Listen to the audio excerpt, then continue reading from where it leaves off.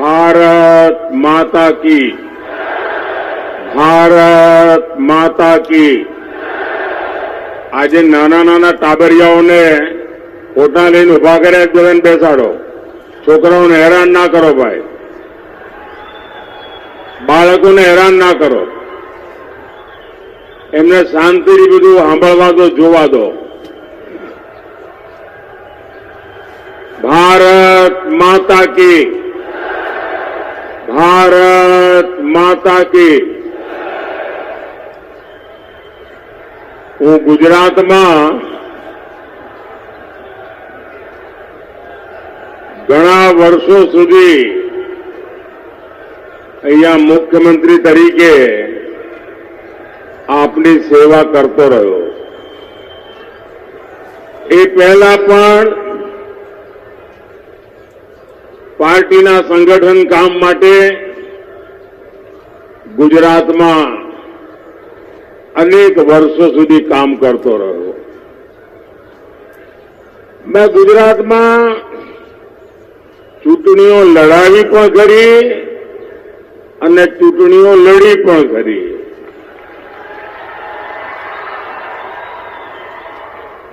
સભાઓ પણ કરી અને રેલીઓ પણ કરી. પરંતુ આજે મારે કહેવું પડશે કે આપણે ત્યાં ગુજરાતમાં બપોરે 11-12 વાગ્યા પહેલા જો કોઈ સભા કરવી હોય ને તો લોઢાના ચણા ચાવવા પડે.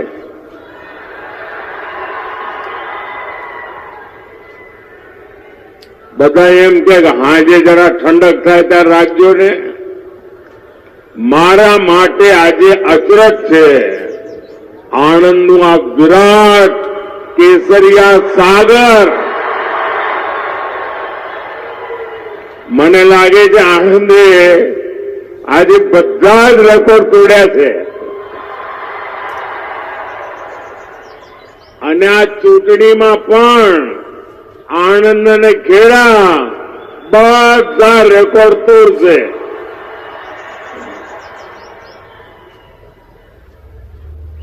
2014માં આપે સૌએ મને દેશની સેવા કરવા માટે મોકલ્યો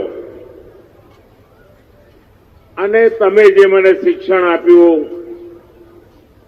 તમે મને જે ઘડતર કર્યું, સરદાર સાહેબની આ ભૂમિમાંથી હું જે શીખ્યો, એ બધું આજે મને દેશની સેવા કરતી વખતે લેખે લાગે છે, કામે આવે છે. આપણે જયારે ગુજરાતમાં કામ કરતા હતા ત્યારે આપણો ગુજરાતનો એક મંત્ર હતો કે ભારતના વિકાસ માટે ગુજરાતનો વિકાસ. આપણે એવું ક્યારે નહોતા કહેતા કે દેશનું જે થવું હોય થાય, અમારા ગુજરાતનું થાય, એવું નહોતા કહેતા. આપણે હંમેશા કહેતા હતા ભારતના વિકાસ માટે ગુજરાતનો વિકાસ. અને હવે જ્યારે આપે મને દેશનું કામ સોંપ્યું છે ત્યારે મારું એક જ સપનું છે કે 2047માં જ્યારે ભારતની આઝાદીના 100 વર્ષ થાય ત્યારે આપણું હિન્દુસ્તાન વિકસિત ભારત હોવું જોઈએ અને આપણું ગુજરાત પણ વિકસિત ભારત હોવું જોઈએ. અને વિકસિતનો મતલબ શું છે એ આણંદ ખેડાવાળાને ના સમજાવવું પડે, કારણ એમણે આખી દુનિયા જોયેલી છે. સમૃદ્ધ દુનિયા કેવી હોય એમને ખબર છે, પ્રગતિ કેવી હોય એમણે જોઈ છે. અને એમના કુટુંબીજનો આજે પણ દુનિયાના સમૃદ્ધ દેશોમાં રહે છે. આપણે એવું બનાવવાનું છે.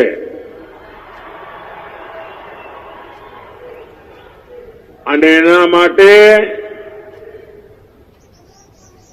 માટે મારી પળે પળ આપના માટે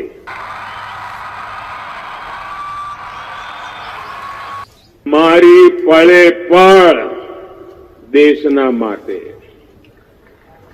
એટલે મેં દેશને ગેરંટી આપી છે 24/7 ફોર 2047.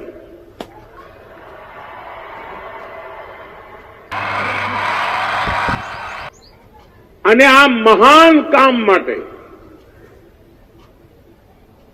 140 કરોડ દેશવાસીઓના સપના પૂરા કરવા માટે મને આપના આશીર્વાદ જોઈએ.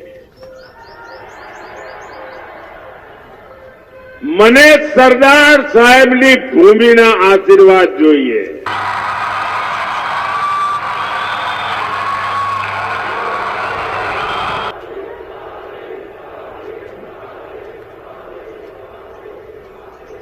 આખા દેશમાંથી આશીર્વાદ મળે, પણ જયારે સરદાર સાહેબની ભૂમિના આશીર્વાદ મળે ને તો એને 4 ચાંદ લાગી જાય.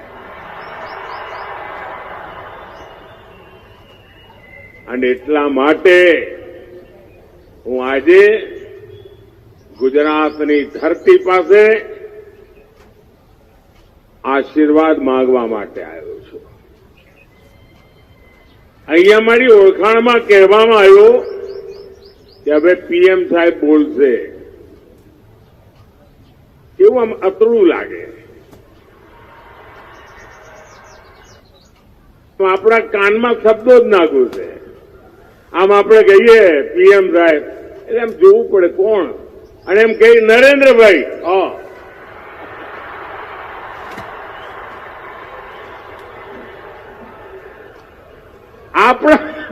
આપણા નરેન્દ્રભાઈ, એની જે મજા છે ને ભાઈ, એ પીએમ સાહેબ પર ડો હોય.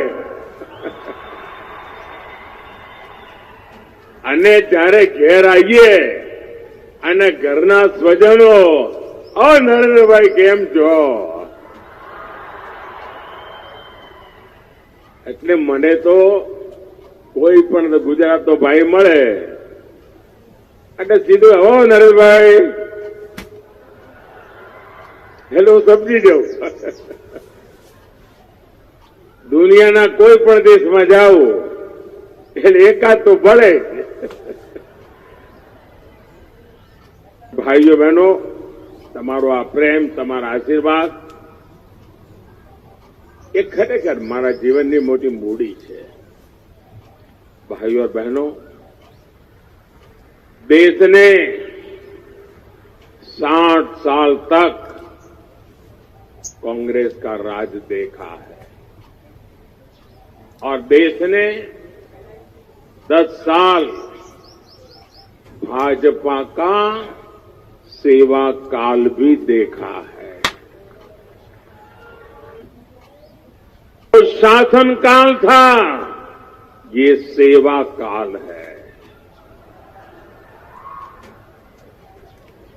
कांग्रेस के 60 साल के शासन में करीब 60% ग्रामीण आबादी के पास टॉयलेट नहीं था, शौचालय नहीं था. ये 60 साल के बाद 10 साल में भाजपा सरकार ने इस देश में 100% टॉयलेट बना दिए.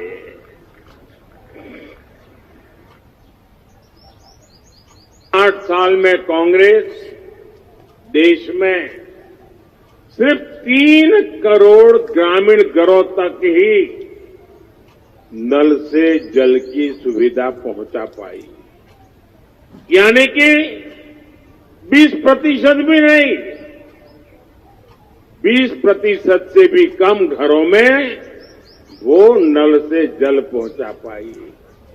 10 साल में ही नल से जल पहुंचने वाले घरों की संख्या आज 14 करोड़ घर हो गई है.